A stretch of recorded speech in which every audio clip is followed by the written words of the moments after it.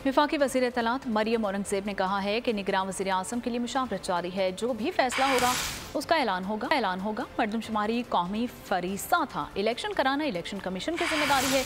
3 माह में इलेक्शन होंगे। मजीद क्या कहा आप भिजवाने।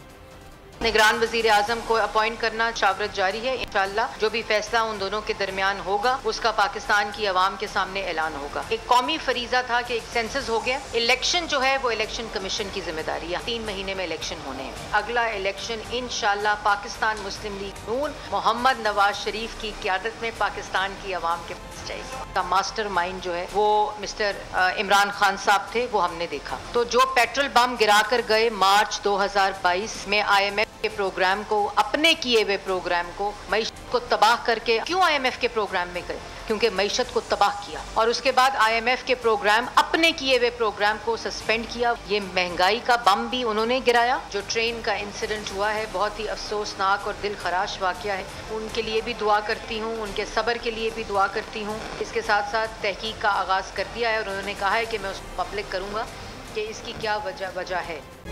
तारीख का अमीर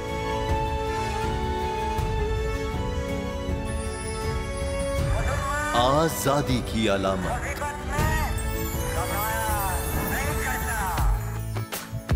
हुस्न का आईनादार, फिक्रो नजरिए की अक्कास,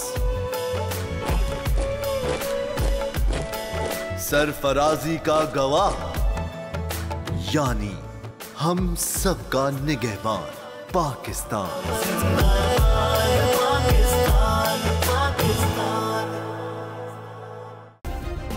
सब्सक्राइब करें और बेल दबाएं ताकि कोई खबर रह न जाए।